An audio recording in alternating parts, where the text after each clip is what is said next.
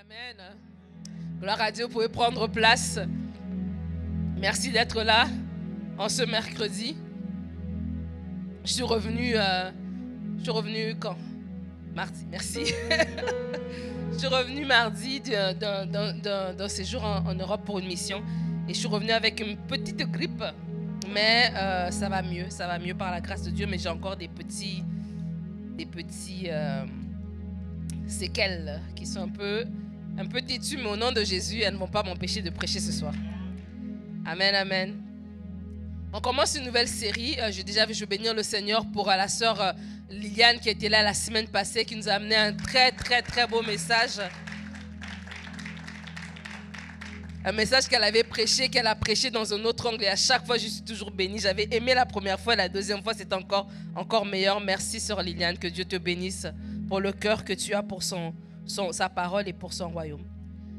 On commence une nouvelle série que le Seigneur m'a inspirée alors qu'on arrive bientôt vers la pause estivale.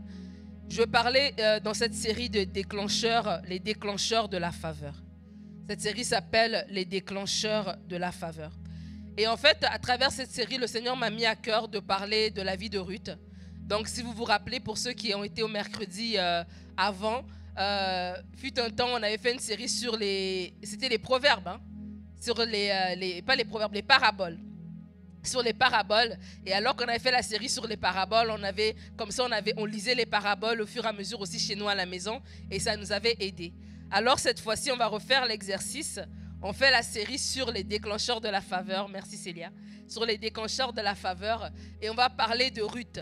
Alors, pendant les 4 messages, les 4 prochains mercredis dans lesquels on aura les mercredis sans limite, on va passer à travers la vie de Ruth et aussi à travers d'autres éléments de la parole pour découvrir qu'est-ce qui déclenche la faveur. Vous savez, Dieu nous donne sa faveur, mais on peut aussi obtenir la faveur auprès des gens autour de nous, la faveur auprès des hommes, mais ce n'est pas de façon automatique que ça se fait. Il y a des choses qu'on peut faire qui vont nous amener à déclencher la faveur. Et donc, à travers la vie de Ruth, on va voir les différents déclencheurs de faveur. Donc, l'exercice que je vous donne déjà, alors qu'on commence cette nouvelle série, c'est de pouvoir lire le livre de Ruth. C'est 4 chapitres, donc c'est très facile. Vous allez commencer aujourd'hui le chapitre 1 et puis à chaque mercredi, on va aller chapitre 2, 3 et 4. Donc c'est assez simple. Et à travers ça, on va voir comment on peut être tombé, mais on peut se relever. Parce que la vie de Ruth est le témoignage que tu peux mal commencer. La vie peut t'amener comme ça des pots de banane. La vie peut t'amener des défis, des détours. Et tu peux penser que ça c'est terminé pour toi. Mais lorsque Dieu n'a pas dit son dernier mot, les choses peuvent toujours changer.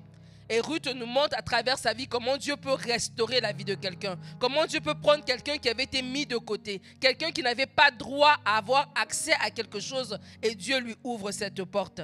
Et je veux vraiment croire dans le nom de Jésus que c'est aussi ton partage. Peut-être que tu as commencé la vie, peut-être que tu as pris un détour, peut-être que tu as commis des erreurs, peut-être que même le cadre dans lequel tu as grandi n'était pas favorable à ce que tu puisses t'épanouir. Et tu as l'impression que les dés ont été jetés, comme on dit en bon français, que les cartes ont été mises et que toi tu n'as pas droit. Mais j'aimerais te dire, alors que tu mets ta confiance en Dieu, alors que tu places ta confiance en Jésus, Dieu est capable de changer le mal en bien. Dieu est capable de prendre ta vie et de faire un 180 degrés sur ta vie. Dieu est capable de restaurer. Dieu est capable de relever. Dieu est capable de donner un nouveau départ. Il est capable de le faire. Ce n'est pas des slogans, ce n'est pas des paroles qu'on dit seulement comme ça pour que les gens se sentent bien dans leur corps. Non, c'est la vérité de l'évangile. Dieu est celui qui vient et qui rachète le temps, qui est celui qui vient, qui change les circonstances. On voit Jésus, lorsqu'il vient, la parole nous dit qu'il allait de lieu en lieu. Il faisait du bien. Il faisait du bien. Et alors que tu as confié ta vie au Seigneur Jésus, ne pense pas que tu vas juste venir à l'église et puis tu retournes dans la semaine et tu vis les mêmes défis que les autres. Non, ton cas est différent comme on a prié ici. Tu es différent. Tu fais partie de la maison de Dieu. Tu fais partie de la famille de Dieu. Et parce que tu es un enfant de Dieu, il y a un traitement qui est différent. Parce que tu es un enfant de Dieu, il y a une faveur qui est attachée à ta vie. Alors Dieu m'a mis à cœur de faire cette série qui s'appelle les déclencheurs de la faveur. Et la pensée principale derrière cette série, c'est de vous responsabiliser. Parce que des fois, lorsqu'on entend ça, on se dit, on est enfant de Dieu et puis Dieu va tout faire. Et puis moi, je suis en mode, en cruise control, en vitesse automatique. Je suis là assis comme dans un train et puis ça avance et puis voilà. Non, nous avons aussi une responsabilité, nous avons une part à jouer. Et à travers la vie de Ruth, on va voir qu'est-ce qu'on peut faire à ce moment-là pour déclencher la faveur. Mais j'aimerais quand même faire des mises en garde. J'en ai deux. Deux disclaimers, deux mises en garde. La première, ça va être à travers de ce verset dans Éphésiens 2, les versets 8 à 9. C'est un verset que chaque enfant de Dieu doit savoir par cœur. Éphésiens 2, les versets 8 à 9, la parole dit « Car c'est par la grâce que vous avez été sauvés, par le moyen de la foi. Et cela ne vient pas de vous, c'est le don de Dieu. Ce n'est point par les œuvres, afin que personne ne se glorifie. » Ce verset est très important. Ça nous montre que la foi, nous avons été sauvés par grâce. Donc ça veut dire que tu n'as pas besoin, la série ici ne vient pas te dire comment obtenir faveur auprès de Dieu en mode, voilà, je dois aller le manipuler. Non, Dieu fait grâce à qui il veut. Et la première chose, bien qu'il y a des principes pour pouvoir avancer au niveau de la faveur divine, mais j'aimerais vraiment qu'on puisse juste établir que nous sommes sauvés par grâce. Voici la faveur que Dieu nous a faite. Alors on ne parle pas de ce type de faveur-là. Tu es sauvé par grâce. Tu n'as rien fait. C'est Jésus-Christ qui a porté ta faute. C'est Jésus-Christ qui a tout fait pour que tu puisses obtenir le salut. La deuxième mise en garde, le deuxième disclaimer. Galates 1, verset 10. Parce que j'ai pensé à tout le monde. J'ai dit, il faut que je mette déjà la table. Comme ça, on ferme déjà les angles morts. Et comme ça, on se concentre sur la parole. Galates 1, verset 10. La Bible dit, et maintenant, est-ce la faveur, c'est Paul qui parle, et maintenant, est-ce la faveur des hommes que je désire ou celle de Dieu? Est-ce que je cherche à plaire aux hommes? Si je plaisais encore aux hommes, je ne serais pas serviteur de Christ. Donc, ma mise en garde numéro 2, c'est alors qu'on parle des déclencheurs de la faveur. L'idée ici, ce n'est pas de courir après la main des gens. Ce n'est pas dire qu'on est en train on court après ce que les gens peuvent faire pour nous. Mais c'est de comprendre que Dieu passe à travers des hommes et des femmes pour nous bénir. Il passe à travers des hommes et des femmes pour ouvrir des portes pour nos vies. Et alors qu'on parle de déclencheur de la faveur, on veut tout simplement dire que Dieu veut te faire du bien, mais Dieu va passer à travers des gens pour le faire. Et comment est-ce que toi, tu peux collaborer avec le Seigneur pour que ces faveurs puissent se manifester dans ta vie. Alors, on a mis la table. On peut maintenant commencer ce message. Alors tu peux dire à ton voisin, tu as besoin de faveur. Tu as besoin de faveur. Tu peux dire à toi-même, j'ai besoin de faveur. Moi, j'ai besoin de faveur et toi, tu as besoin de faveur. On peut trimer, on peut se battre ou on peut tout simplement mettre en place des principes qui vont déclencher les faveurs dans nos vies. Alors, je ne sais pas pour vous, mais moi, je suis pour la facilité. Je n'ai pas envie de me battre, je veux la facilité. Alors je veux savoir c'est quoi les principes qui vont tout simplement mettre la faveur de Dieu de mon côté. On va lire ensemble un texte dans Ruth, évidemment. On va commencer au chapitre 1, les versets 1 à 18. C'est une lecture assez longue, mais c'est important pour pouvoir mettre la table de ce qu'on va pouvoir discuter aujourd'hui. La Bible dit dans Ruth 1, les versets 1 à 18. Du temps des juges, il y eut une famine dans le pays. Un homme de Bethléem de Juda partit avec sa femme et ses 2 fils pour faire un séjour dans le pays de Moab. Le nom de cet homme était Elimelech, celui de sa femme Naomi, et ses 2 fils s'appelaient Malchon et Kidjon. Ils étaient Éphrasiens de Bethléem de Juda. Arrivés au pays de Moab, ils y fixèrent leur demeure. Elimelech, mari de Naomi, mourut, et elle resta avec ses 2 fils. Ils prirent des femmes moabites, dont l'une se nommait Orpa et l'autre Ruth. Et ils habitèrent là environ 10 ans. Machlon et Kidjon moururent aussi tous les deux, et Naomi resta privée de ses 2 fils et de son mari. Puis elle se leva, elle et ses belles-filles, afin de quitter le pays de Moab, car elle apprit au pays de Moab que l'Éternel avait visité son peuple et lui avait donné du pain. Elle sortit du lieu qu'elle habitait, accompagnée de ses 2 belles-filles, et elle se mit en route pour retourner dans le pays de Juda.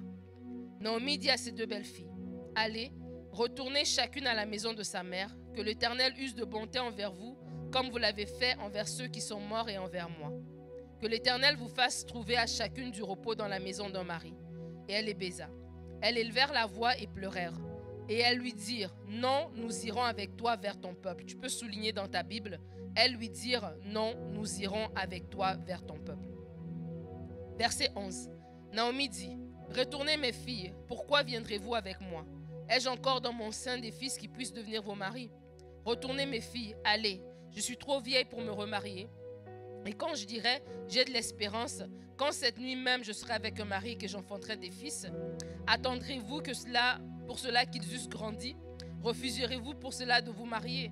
Non mes filles, car à cause de vous je suis dans une grande affliction de ce que la main de l'Éternel s'est étendue contre moi. Et elles élevèrent la voix et pleurèrent encore. Orpa baisa sa belle-mère, mais Ruth s'attacha à elle. Vous pouvez souligner dans votre Bible, Ruth, mais Ruth s'attacha à elle. Verset 15. Naomi dit à Ruth, voici ta belle-sœur est retournée vers son peuple, vers ses dieux. Retourne comme ta belle-sœur. Ruth répondit, ne me presse pas de te laisser et de retourner loin de toi. Où tu iras, j'irai. Où tu demeureras, je demeurerai. Ton peuple sera mon peuple et ton Dieu sera mon Dieu. Où tu mourras, je mourrai et j'y serai enterré. Que l'Éternel me traite dans toute sa rigueur, si autre chose que la mort vient me séparer de toi. Naomi, la voyant décider à aller avec elle, cessa ses instances. Amen. Le titre de mon message, si tu prends des notes ce soir, est « Tout est une question de décision ». Tout est une question de décision. L'histoire de Ruth, on la connaît, mais dans les prochains mercredis et aujourd'hui pour commencer, on va disséquer son histoire pour retrouver les pépites qui font qu'on peut obtenir faveur. Les pépites qui seront les pépites de déclencheurs de la faveur. On va voir à travers l'histoire de Ruth comment aussi notre histoire à nous peut changer. Parce que ton histoire est appelée à changer. Ton histoire n'est pas appelée à rester la même. Ton hier n'est pas ton demain. Tes échecs ne sont pas la finalité. Ton histoire est appelée à changer.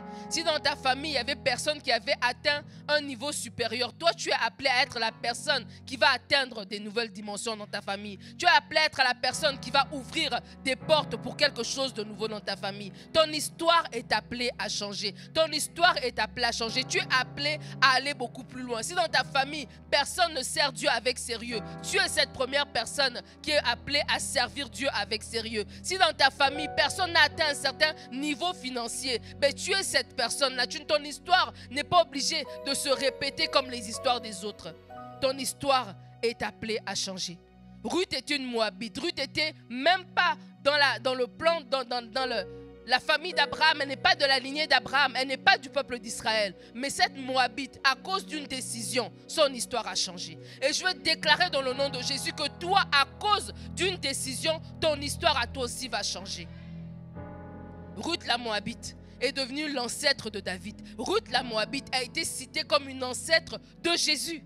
Le plan de Dieu d'amener son fils sur terre est aussi passé dans les noms qu'on a cités. Il y a aussi Ruth dedans. J'aimerais vraiment déclarer sur ta vie de façon prophétique qu'au nom de Jésus, dans les générations à venir, alors que dans les générations à venir, il y aura des grandes personnes, il y aura des grands mouvements. Quand on va retracer, quand on va faire la généalogie de ces personnes-là, quand on va faire l'historique de ces personnes-là, on va remonter, on va trouver ton nom.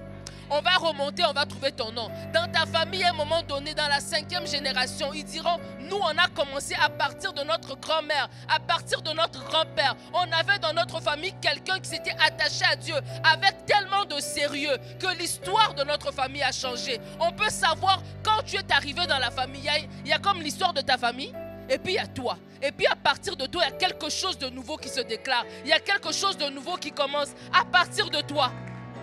À partir de toi, saisis-toi de cette parole. Tu n'es pas venu dans ce mercredi juste pour t'asseoir, non. Dieu veut déclencher sa faveur dans ta vie. Dieu veut déclencher sa faveur dans ta vie. Mais tout est une question de décision. Dis avec moi, tout est une question de décision. Mais il y a deux choses essentielles à relever dans ce texte ici qu'on a surligné tout à l'heure.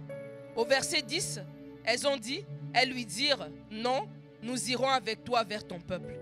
N'est-ce pas? Mais au verset 14, la Bible dit, mais Ruth s'attacha à elle. Pourtant, au verset 10, Orpa et Ruth avaient la bonne volonté. Mais au verset 14, on a vu que la bonne volonté ne suffit pas. C'est la décision qui compte. Ruth a pris la décision. J'aimerais te dire que ta bonne volonté ne suffit pas. C'est la décision qui fait la différence. Tout est une question de décision. Dans ta vie chrétienne, ce n'est pas ta bonne volonté qui va faire la différence. Ce sont les décisions que tu vas faire au quotidien pour que cette parole-là prenne vie dans ton quotidien. C'est les décisions que tu vas prendre qui font la différence. On est plusieurs à aller à l'église. On est plusieurs dans cette ville de Montréal à aller à l'église. On est plusieurs sur cette terre à aller à l'église. Mais nos vies ne sont pas les mêmes. C'est quoi la différence? C'est les décisions qu'on fait de ne pas juste aller, de ne pas juste avoir la bonne volonté, mais de s'attacher. Ce n'est pas juste une question de bonne volonté, mais c'est une question de prendre la décision de s'attacher. Et s'attacher, c'est quoi? Dans la racine hébreu de ce mot qui est dabak, c'est s'accrocher, se coller, adhérer, suivre étroitement, se joindre, attraper, saisir, rester avec. Et la première chose que j'aimerais te dire pour déclencher la faveur dans ta vie est sois attaché. Sois attaché, attaché à Dieu, attaché à sa parole, attaché à sa maison, attaché à ses principes, attaché à ses valeurs. Sois attaché. Sois attaché. Des fois, on est là et puis on va à gauche, à droite. On n'est pas ancré vraiment. Parce qu'on ballotte comme ça. Il y a des choses qu'on dit oui aujourd'hui, demain on dit pas, on dit non. On n'est pas constant. Mais c'est la constance qui fait la différence. Et Ruth a pris la décision de s'attacher à Naomi. Elle a pris la décision de la fidélité. La fidélité. Elle a dit, je laisse mes dieux, je laisse mon pays, je laisse ma famille, je laisse ma nation, je laisse tout ce que j'ai toujours connu pour m'attacher à toi. Ruth ne s'est pas juste attachée à Naomi parce qu'elle aimait sa belle-mère plus qu'Orpa. Orpa aimait sa belle-mère parce qu'Orpa aussi a pleuré. Mais Ruth avait la révélation du Dieu qui accompagnait Naomi. Et donc s'attacher à Naomi, ce n'était pas juste s'attacher à sa belle-mère pour dire on va être ensemble. C'était s'attacher à ce Dieu-là. Elle ne connaissait pas tout, mais de ce qu'elle avait pu comprendre, elle s'est dit, c'est là qui est le bon. Je veux mettre tous mes œufs dans le même panier. Je sais qu'on parle des fois cette expression de ne pas mettre tous les œufs dans le même panier. Mais j'aimerais te dire en tant qu'enfant de Dieu, mets tous tes œufs dans le panier qui s'appelle Jésus-Christ. Mets tous tes œufs dans le panier qui s'appelle Jésus-Christ. Donne-toi entièrement, mets-toi tout entier. Attache-toi et tu verras les choses arriver. Et Ruth nous montre ici dans ce premier chapitre de ce livre l'importance de la fidélité. Comment la fidélité est un déclencheur de la faveur. On parle des déclencheurs de la faveur. Ruth s'est attachée à Naomi. Ruth était fidèle. Et la fidélité est un déclencheur de la faveur. La parole nous dit au Proverbe 28 au verset 20. Un homme fidèle est comblé de bénédictions. Matthieu 25 au verset 21. La parole dit, son maître lui dit, c'est bien, bon et fidèle serviteur. Tu as été fidèle en peu de choses. Je te confierai beaucoup. Entre dans la joie de ton maître. Dieu cherche des cœurs fidèles. Dieu n'a pas de problème à déclencher sa faveur. Mais il cherche des cœurs fidèles. Vous savez, aujourd'hui, beaucoup de gens cherchent à se positionner. Beaucoup de gens cherchent la faveur. Je veux la faveur dans mes relations. Je veux la faveur au travail. La faveur dans le ministère. La faveur pour X et pour Y. Et les gens pensent que peut-être à force de stratagème. Peut-être si je me colle à telle personne. Si j'arrive à gratter un rendez-vous auprès de telle personne. Peut-être que si je fais ceci, si je fais cela, je vais obtenir faveur. Non. Ce n'est pas dans les choses qui sont apparentes. Il y a des gens qui sont beaucoup moins riches que toi, qui ont obtenu un beau mariage. Il y a des gens qui ont mis beaucoup moins de fond de teint que toi, qui ont obtenu un beau mariage. Il y a des gens qui ont beaucoup moins de diplômes que toi, qui ont obtenu un bon travail. Ce n'est pas une question de nos propres efforts, c'est une question de la main de Dieu. Ce n'est pas une question de nos efforts. À un moment donné, tes efforts s'arrêtent. C'est la main de Dieu. C'est sa faveur que tu vas avoir sur ta vie. Et la faveur de Dieu, elle vient avec des choses que nous, on met en place qui attirent cette faveur-là.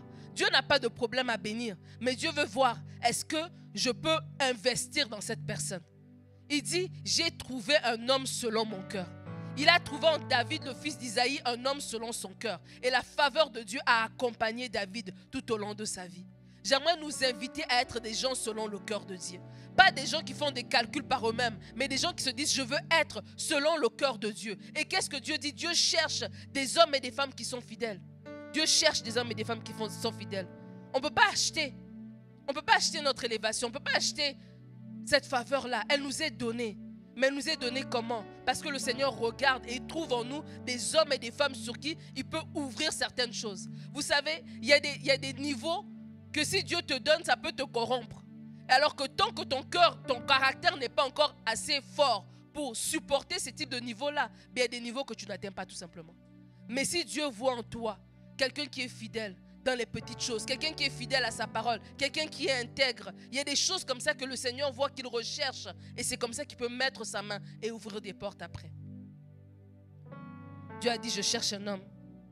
J'ai trouvé un homme selon mon cœur. Le mot fidèle vient d'un mot hébreu qui signifie tout simplement constance, loyauté, fiabilité. Donc être fidèle, ce n'est pas être parfait, mais c'est être constant. Être fidèle, c'est tenir bon dans les bons temps et dans les mauvais. Être fidèle, comme je le dis souvent, que la fidélité, elle se voit sur la durée. Ce n'est pas au bout de 1 mois de mariage qu'on sait qu'on est fidèle, c'est au bout de 30 ans qu'on sait que non. Là, on avait bien joué nos cartes. C'est sur la durée. Et être fidèle, c'est dans le temps qu'on le voit. C'est cette constance-là, année après année, jour après jour, qu'il vente, qu'il fasse beau, entre beau temps, mauvais temps. Je suis fidèle, je suis constant. Être fidèle, c'est être attaché à Dieu dans les bons et les mauvais temps. C'est le servir, même quand on ne voit pas les résultats tout de suite. Être fidèle, c'est faire ce qui est juste, même quand personne nous regarde. C'est ça la fidélité. Mais pourquoi est-ce qu'on n'est pas fidèle? Parce qu'on n'est pas tous. On a du mal à être fidèle. Et là, une des choses qui fait qu'on n'est pas fidèle, c'est l'adversité. On abandonne à cause de l'adversité. Vous savez, quand on a fait la série sur Ne rate pas ce virage, on a parlé de l'offense, en disant que l'offense était un piège que l'ennemi nous envoyait pour nous empêcher en fait d'aller plus loin avec le Seigneur, pour nous bloquer dans l'avancement, pour atteindre nos buts, pour atteindre la volonté parfaite de Dieu. Et l'adversité va aussi venir comme des bâtons dans les roues en fait pour nous tester si on est vraiment fidèle, si on reste vraiment attaché à ce Dieu-là. Si on n'avait pas juste dit de notre bouche, mais maintenant, dans le quotidien maintenant, c'est difficile de le faire. La Bible nous parle de Joseph. Joseph a été vendu par ses frères. On connaît l'histoire dans Genèse. Il a été trahi par la femme de Potiphar. Il a été emprisonné. Mais la Bible nous dit à un moment donné en Genèse 39 au verset 21, l'Éternel fut avec Joseph. Il lui étendit sa bonté. Il le mit en faveur aux yeux du chef de la prison. Joseph, malgré toutes les péripéties, malgré toutes les adversités qu'il a rencontrées, Joseph est resté attaché à Dieu. Et Joseph est resté attaché à Dieu et la faveur de Dieu s'est déversée dans la vie de Joseph. Mais ce qui est drôle dans le verset que je viens de vous lire, c'est que la faveur de Dieu dans la vie de Joseph était même quand il était en prison. La Bible nous dit que Dieu le mit en faveur aux yeux du chef de la prison. Et plus tôt dans ce passage, quand Joseph est dans la maison de Potiphar, avant que la femme de Potiphar ne puisse le trahir, la Bible nous dit que Joseph aussi avait faveur auprès de Potiphar, au point que Potiphar lui avait laissé la gestion de toute sa maison et qu'il ne regardait rien. Alors que Joseph était esclave, il avait quand même la faveur. J'aimerais te dire qu'alors que tu traverses une saison d'adversité, une saison de manque, une saison où tu sembles stagner, il y a quand même la faveur. Il y a quand même la faveur. Il y a quand même la faveur. Alors que tu es debout ce matin, c'est un testimony, c'est un témoignage de la faveur de Dieu. C'est un témoignage de la faveur de Dieu. C'est pour ça que le diable veut qu'on abandonne. Il veut nous montrer qu'on est en prison. Il veut nous montrer que Potiphar nous a trahis, que sa femme nous a trahis, qu'on a été abandonné, donc on doit rejeter Dieu. Alors que non. La Bible nous montre que malgré toute l'adversité, alors qu'il était dans ces points d'adversité, Dieu était toujours là. Sa faveur était toujours là. J'aimerais t'inviter à ouvrir tes yeux alors que tu es peut-être dans une saison difficile. Seigneur, ouvre mes yeux que je puisse voir ta faveur. Ouvre mes yeux que je vois que tu es encore avec moi. Ouvre mes yeux que je vois que alors que je me suis réveillé ce matin, c'est ta faveur. Ouvre mes yeux alors que je vois que alors que j'ai failli faire cet accident que tu m'as préservé, c'est ta faveur. Ce matin, cet après-midi, on venait ici à l'église et c'était mon mari qui était au volant. On est sur l'autoroute. On est à, on va dire 100, ok? Parce que c'est ça la limite légale. On était un peu plus que 100, mais ça va. On roulait vite. Et tout d'un coup, il y avait un vélo en plein milieu de l'autoroute. Et on arrive comme ça, et là, je dis, mais attends, il y a un objet il y avait un vélo, c'est comme les gens qui ont des vélos accrochés à leur auto, et le vélo était tombé. Il y avait un vélo qui était là, et il y avait un camion qui était là. C'était 2 bandes. Donc on ne pouvait pas changer de bande parce qu'il y avait le camion. Mais on n'aurait pas freiné à temps. On aurait percuté le vélo et on aurait fait un tonneau. Et il y avait une voiture qui venait derrière nous. Mais le diable était menteur. Amen. Le diable était menteur. Et de façon surnaturelle, la voiture derrière nous a réussi à nous esquiver. On a réussi à contourner le vélo de façon, je ne sais même pas comment ça s'est fait. La faveur de Dieu. J'aimerais t'inviter à voir les petites faveurs entre guillemets. Le diable veut te dire que ta vie est trop difficile. Abandonne Dieu, laisse tomber. Non, reste fidèle, reste attaché à Dieu. Reste attaché à Dieu, même dans le secret. Vois sa faveur. Dans l'adversité dans laquelle tu es, la faveur de Dieu est quand même là. Et tu vas maintenant t'exercer à voir sa faveur. Tu t'exerces à te dire, ah, mais ce matin, je me suis levé, j'avais pas mal au dos. Je me suis levé, j'ai ouvert mes yeux. J'ai pu aller à l'école, j'ai pu aller au travail. C'est la faveur. Seigneur, merci pour ta faveur. Je vois ta faveur partout. Ta bonté me poursuit. Ta bonté me poursuit. Tu commences à voir même les petites choses, même les choses que l'ennemi te montre comme si c'est rien. Non, c'est pas rien. C'est la bonté de Dieu. La bonté de Dieu est avec moi tous les jours. Elle me poursuit dans mon quotidien. Le bonheur et la grâce m'accompagnent. Ils sont mes compagnons quotidiens. Tous les jours, le bonheur et la grâce marchent avec moi. Comment l'ennemi veut nous faire maudire notre propre vie en nous montrant juste tout ce qui va mal, alors que la faveur de Dieu est avec nous. Imagine, Joseph était en prison, mais il y avait la faveur de Dieu. Et des fois, la faveur de Dieu vient comme ça, comme pour nous encourager. Pour dire, oui, je suis encore avec toi. Ce que j'ai dit sur ta vie, je ne l'ai pas oublié. Je ne l'ai pas oublié. Ce détour n'a pas oublié la promesse, n'a pas effacé la promesse que je t'avais donnée. Elle est toujours d'actualité. Elle parle encore. Elle parle encore. Alors toi, continue aussi à prier. Toi, continue aussi à me servir. Toi, continue aussi à rester attaché avec moi. Parce que cette promesse, elle parle encore. Elle est encore vivante. On abandonne Dieu à cause de l'adversité. On n'est pas fidèle. Parce que ça va mal, on abandonne l'église. Parce qu'on n'a pas eu ce qu'on cherchait. On tourne le dos au Seigneur. Mais si tu tournes le dos au Seigneur, qui va t'aider? Qui va t'aider? Si Dieu ne peut pas t'aider, qui va le faire? Mais vous savez comment l'ennemi nous ment? Il nous ment.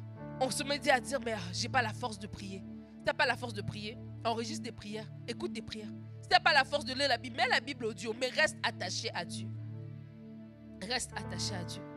On a l'impression que Dieu nous abandonne à cause de l'adversité. Et alors on l'abandonne aussi. Mais j'aimerais te dire, reste attaché. Joseph était resté intègre alors qu'il était en prison. Déjà dans la maison de Potiphar, il aurait pu déjà manquer d'intégrité. Mais alors que cette femme est venue vers lui, il a dit non, je ne peux pas faire ça. Je ne peux pas faire ça. Je suis fidèle au Seigneur. Je ne peux pas aller contre sa volonté. Je ne peux pas aller contre ses principes, contre sa parole. Il est resté intègre. Et malgré tout ça, il s'est retrouvé en prison. Tu aurais pensé qu'à ce moment-là, il aurait laissé tomber. Il aurait dit, mais Seigneur, j'ai défendu ton nom, j'ai été honoré. Regarde ce qui m'est arrivé. Mais Joseph est encore resté attaché au Seigneur. Et la faveur de Dieu a poursuivi Joseph alors qu'il était en prison. Et toutes ces choses-là, à un moment donné comme ça, il s'est trouvé devant Pharaon. Parce que Joseph était attaché, Joseph était sensible à Dieu, n'est-ce pas? Et parce qu'il était attaché, lorsque ces hommes-là sont venus avec leur rêve, Joseph a pu l'interpréter, le rêve. Mais s'il avait abandonné Dieu et qu'il aurait rejeté Dieu, il n'aurait même pas eu la sensibilité pour savoir ce que Dieu voulait dire. Mais il est resté attaché. Et à un moment donné, une occasion s'est montrée dans laquelle il a pu démontrer qu'il était attaché à Dieu. Et alors qu'il a démontré cet attachement à Dieu, la faveur de Dieu s'est activée davantage. Il est passé de quelqu'un qui était en prison à quelqu'un qui devient premier ministre d'Égypte. J'aimerais te dire que ce que tu fais en secret, ça compte aussi. Ce que tu fais en secret, ça compte aussi. Dieu voit aussi les petites choses que tu fais en secret. Tu as l'impression que, est-ce que ça sert même à quelque chose? Ces ans-là sont partis, 2 ans sont passés, ils l'ont oublié. Encore une raison de devenir amer. Mais Joseph était resté tranquille. Il est resté attaché au Seigneur. J'aimerais te dire qu'alors que tu restes attaché au Seigneur, alors que tu fais des choses pour le Seigneur en secret, arrivera un moment où Dieu va t'honorer en public. Ce que tu fais en secret, Dieu va l'honorer en public. Ce que tu fais dans le secret, Dieu va l'honorer en public. Ce que tu fais que les hommes ne voient pas, les hommes ne reconnaissent pas, les hommes ne te redonnent pas la monnaie de ta pièce. Dieu est celui qui voit en public et qui reconnaît en public. Reste attaché au Seigneur. Dieu te voit et Dieu te prépare pour ta promotion en public. On voit l'histoire de Daniel. Des fois, on n'est pas attaché parce que on veut tout simplement abandonner à cause de l'adversité. Mais des fois, on a du mal à être fidèle parce qu'on a la pression du regard des autres. Et la Bible nous parle de Daniel, qui était dans une nation païenne, mais qui est resté fidèle à Dieu. Il a refusé de se corrompre, de se souiller par les mains du roi. Il est resté fidèle. Et alors qu'il est resté fidèle, Dieu l'a élevé. J'aimerais nous parler alors qu'on est dans cette génération, particulièrement pour les jeunes. Des fois, la pression du regard des autres fait que on peut être d'une manière à l'église, d'une manière dans nos maisons, mais lorsqu'on est avec nos amis, on se sent comme obligé d'être comme eux. Parce que la pression du regard des autres est trop forte. Mais j'aimerais te dire qu'alors que tu choisis comme Daniel de rester attaché au Seigneur, Dieu va t'élever au-delà de ce que même ces gens-là peuvent voir. En fait, tu deviens maintenant un témoin. Parce que la Bible dit qu'ils ont vu que Daniel était en meilleure santé que ceux qui mangeaient les mets du roi. Il est comme devenu comme une espèce de un témoin. En fait, il est devenu un mystère. En fait, ok, donc ce Dieu-là, il fonctionne vraiment. Lorsque tu restes attaché au Seigneur, tu deviens même un témoin. Dieu se dit, oh tiens, regarde, il est dans un milieu corrompu, mais regarde comment il brille pour moi. Il y a des milieux de travail qui sont difficiles. Il y a des milieux de travail, tu as l'impression que c'est spirituel, parce que ce n'est pas normal que les gens peuvent agir comme ils agissent là. Mais alors que tu restes attaché au Seigneur, alors que tu continues à briller pour lui, alors que tu dis, Seigneur, je veux t'honorer. Moi, je veux continuer à marcher selon tes principes. Si ici tout le monde met des pots de bananes, si ici tout le monde fait n'importe quoi, moi je choisis de rester propre.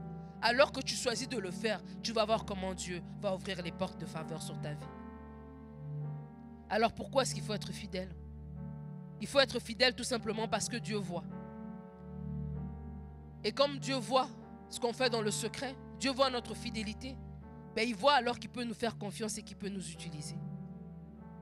Sois fidèle parce que Dieu voit qu'il peut te faire confiance et qu'il peut t'utiliser. Ce verset dans Matthieu 25, 21 a dit, son maître lui dit, c'est bien bon et fidèle serviteur. Tu as été fidèle en peu de choses. Je te confierai beaucoup.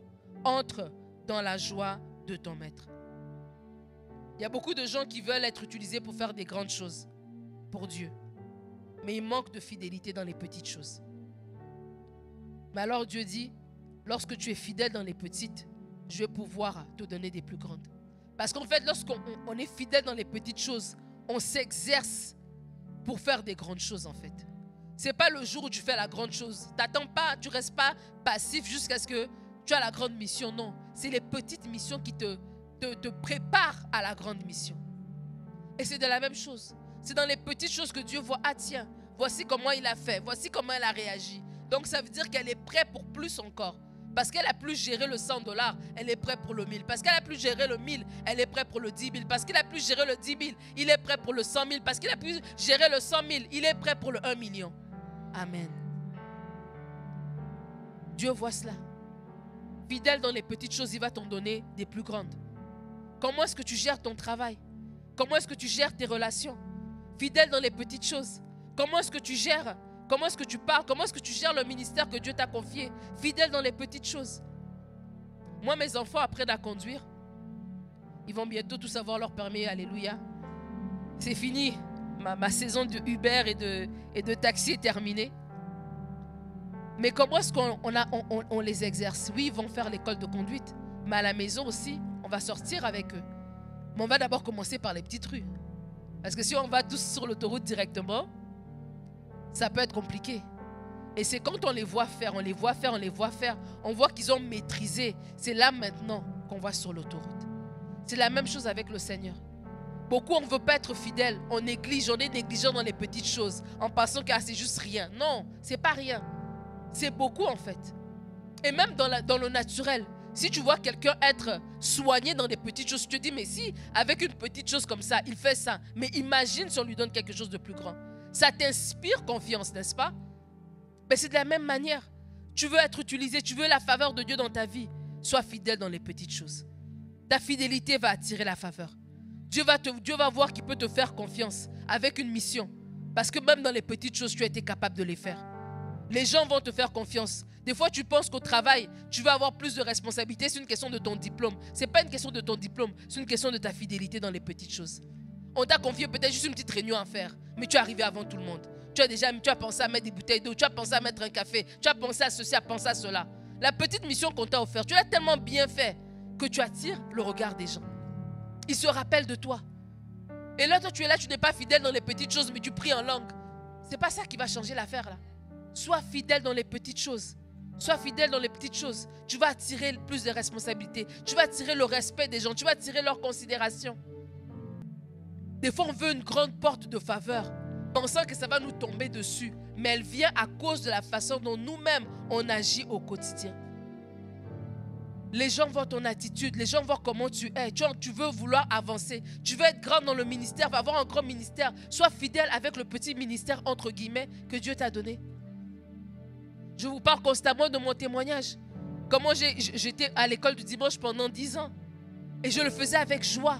Ne sachant pas qu'un jour, je devrais prêcher devant des foules. Mais c'est cette fidélité dans les petites choses, entre guillemets. Je dis vraiment entre guillemets parce que ce n'est pas petit. Mais c'est juste être fidèle avec ce que Dieu nous donne. C'est ça qui nous donne la faveur d'aller plus loin. La fidélité va préparer ton caractère. Parce que j'ai dit, fidèle c'est être constant, fidèle c'est être loyal. Et des fois, ce n'est pas évident d'être là beau temps, mauvais temps. Parce que nous tous, on a des réalités. Hein. Ce n'est pas tous les jours que je suis venu prêcher devant vous que j'étais en bonne forme. Hein. Mais je suis venu pareil.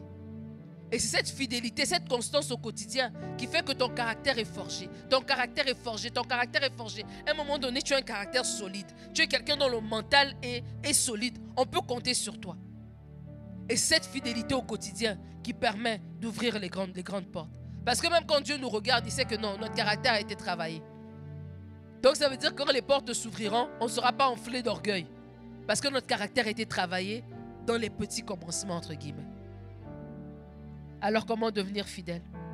Je vous ai dit que Dieu cherche des gens fidèles. Dieu veut déverser sa faveur sur ta vie.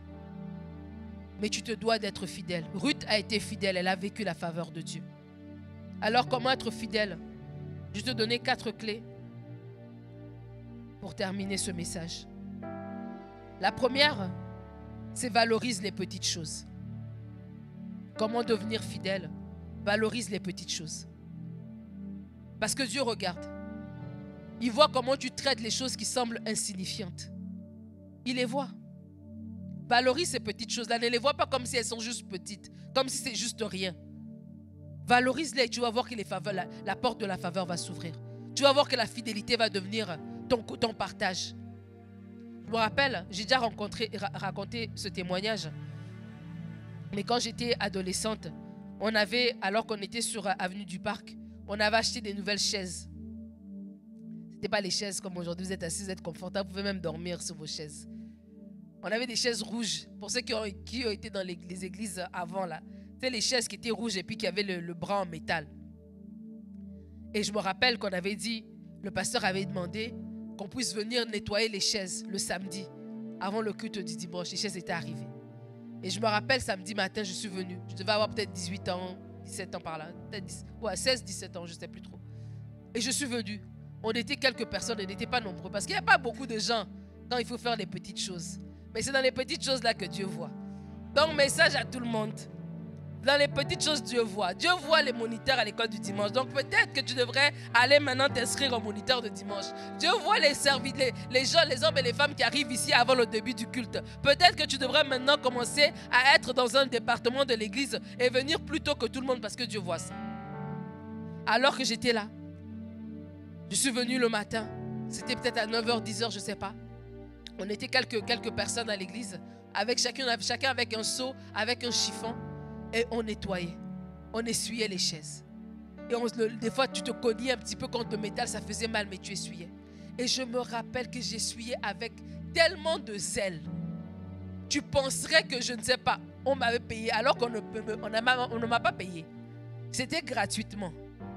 J'essuyais avec tellement de zèle. J'avais l'impression que j'avais la conscience que j'étais dans le missionnaire sur le champ de Dieu. Je me dis, je suis en train d'essuyer une chaise sur laquelle quelqu'un va venir s'asseoir. Cette personne-là ne connaît pas Dieu. Mais quand elle va s'asseoir sur cette chaise-là, elle va écouter le message. Elle va être transformée. Elle va donner son cœur au Seigneur. Donc j'avais l'impression que moi et Paul, on était ensemble des co-travailleurs sur le champ de mission. Donc j'avais l'impression que quand j'irai au ciel, je dirais aussi à l'apôtre Paul, toi tu as fait quoi? Ah, toi tu as fait ça. Ok, toi tu étais allé à Éphèse. Ah, écoute, moi j'ai suivi les chaises. Hein? Donc tout se vaut. Valorise les petites choses. Valorise les petites choses. Des fois, ça a l'impression que c'est rien. Mais je crois que sincèrement, Dieu avait vu mon service cette journée-là. Et même moi-même, j'avais une joie que je ne peux pas expliquer. J'aimerais que tu valorises les petites choses. Que personne ne t'amène à mépriser les petites choses, entre guillemets, que tu as. Peut-être les petites choses que tu fais. Peut-être ton département au travail, tu as l'impression que tu es surqualifié. Tu fais des petites choses, mais fais-les bien. Moi, pendant des années, j'ai fait du service à la clientèle. Alors que j'avais des diplômes. Mais je faisais mon travail bien. Et aujourd'hui, sans rougir, on peut retourner à chacun de mes employeurs et tous pourront me donner un bon témoignage. Mais cette fidélité-là, elle a ouvert des portes. Parce qu'auprès de ces gens-là, j'avais faveur. Parce qu'ils voyaient comment je travaillais dans le secret, dans les petites choses. J'aimerais t'inviter à valoriser les petites choses pour développer la fidélité. Comment devenir fidèle? La deuxième clé que j'aimerais te donner, c'est ne fais pas les choses pour la caméra. Ne fais pas les choses pour la caméra. Ça veut dire quoi? Ça veut dire que sois fidèle même si personne ne remarque ton travail. On est dans une génération qui met tout en ligne. Tu vois sur Instagram, maman, je me dis, mais comment ils font ces gens-là? Tu les vois en train de faire à manger, comment l'homme est arrivé, comment il nettoie sa maison, comment la femme est arrivée, lui a fait un cadeau et tout ça. Je dis, mais vous avez eu le temps de mettre la caméra, d'aller faire le truc, de revenir, de faire un montage. Ou bien ils sont allés aider des sans-abri. Je ne sais pas, est-ce que c'est par hasard qu'ils l'ont rencontré? Est-ce qu'ils sont d'abord venus, ils ont vu le sans-abri, ils sont allés chercher leur téléphone, leur caméra, ils sont revenus pour lui donner un sandwich? Je ne sais pas. Mais en fait, on fait les choses pour la caméra, pour être vu. Et des fois, on se dit c'est pour inspirer les autres. Mais quelque part, on peut développer comme ça la pensée que si les gens n'ont pas vu, ça veut dire que ça ne compte pas. Alors que c'est faux. Ce que justement les gens n'ont pas vu, c'est ce qui compte. Parce que si tu fais les choses pour la caméra, comme dirait, c'est Renard Monquet qui avait dit que si tu cherches l'applaudissement des hommes, tu vas tomber tu vas tomber par leurs critiques.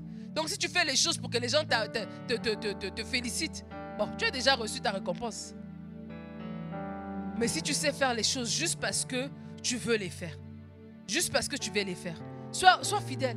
Il y a des gens, peut-être que vous faites des choses aussi dans l'église que personne ne sait. Peut-être qu'on dit à votre travail, vous faites des choses que personne ne sait. Peut-être que dans votre famille, vous avez peut-être payé les études de quelqu'un, de votre cousin, d'un neveu. Vous avez pris en charge quelqu'un et personne n'est au courant. Personne ne vous a félicité pour la bonne action que vous avez posée. Mais Dieu dans le ciel, il voit. Et développe la fidélité en sachant que tu n'es pas obligé de faire les choses pour la caméra. Ne fais pas les choses pour que les gens te voient. Fais les choses pour que le Seigneur, lui, te voie. Sois fidèle. Même si personne n'a vu, reste fidèle parce que Dieu le voit. La troisième clé pour devenir fidèle, c'est de réaliser que ta parole vaut de l'or. Sois une personne intègre. Sois une personne intègre. Des fois, je vous ai déjà dit que j'aime bien regarder les documentaires. Et on voit qu'à l'époque, il y avait vraiment une autre façon de penser qu'aujourd'hui. Vraiment, là, les choses ont changé. À l'époque, quand tu donnais ta parole, tu as donné ta parole. Tu étais engagé à cause de ta parole. Que ce soit à l'époque, il y a quelques centaines d'années, mais même dans le temps de la Bible, on le voit que lorsque Josué a donné sa parole aux Gabaonites, il ne pouvait plus revenir en arrière parce qu'il avait donné sa parole. Mais aujourd'hui, on a du mal à être des gens de parole. Donc si tu as dit je viens, viens. Que ton oui soit oui, que ton non soit non. Être intègre, être des personnes de parole, réaliser que je ne peux pas juste parler et ne pas tenir parole. Je dois être honnête, je dois être intègre, je dois tenir parole même sous la pression. Va nous aider comme ça à devenir des gens fidèles. Des fois on n'est pas fidèle, on a du mal à développer la fidélité parce que justement on ne valorise même pas l'importance de la parole. On dit des choses puis on ne les fait pas. On donne notre parole puis on ne vient pas. On s'excuse à la dernière minute. Et puis sa fille dit là, non. Si tu as donné ta parole, elle vaut de l'or. Ta parole, c'est comme ta signature. Ta parole, c'est ta réputation, c'est ta parole. Devenons des gens intègres dans notre parole. Tu as donné ta parole, tiens-toi à ta parole. Et tu vas voir comme ça, tu vas développer un cœur qui est fidèle. Et la dernière clé de comment devenir fidèle, c'est laisse la parole de Dieu faire son travail. La fidélité, c'est pas impressionner Dieu, c'est être tout simplement stable, être constant, être loyal. Et des fois, par nous-mêmes, c'est difficile. Mais la parole de Dieu peut nous transformer. Le renouvellement de l'intelligence peut se passer à travers la parole de Dieu. Et comment est-ce que la parole va nous transformer pour faire de nous des gens fidèles? C'est lorsque nous-mêmes, nous allons la serrer dans notre cœur. Lorsque nous-mêmes, nous allons prendre au sérieux notre temps de méditation. Je parlais tout à l'heure de que ta parole veut de l'or. Combien de fois on dit, Seigneur, si tu me réveilles demain à 4 heures, je vais descendre, je vais prier. Et là, le Saint-Esprit, lui, toujours à l'heure, il vient te réveiller. Toi-même, qui t'es engagé, ce n'est pas lui qui t'avait dit de lui demander de te réveiller. Toi-même, tu commences à chasser l'esprit d'insomnie. Toi-même, tu commences à dire au Seigneur, reviens dans 30 minutes, on va faire ça demain, mais regarde, je suis fatigué, regarde, j'ai ceci, regarde, j'ai cela. Soyons sérieux avec le Seigneur. Sois sérieux. Si je dis j'ai mis ce temps-là pour prier, ben je le mets à part pour prier. J'ai mis ce temps-là pour méditer la parole, ben je le mets à part pour méditer la parole. Ce n'est pas une question de mes émotions, que j'ai envie ou j'ai pas envie. C'est une question de la constance.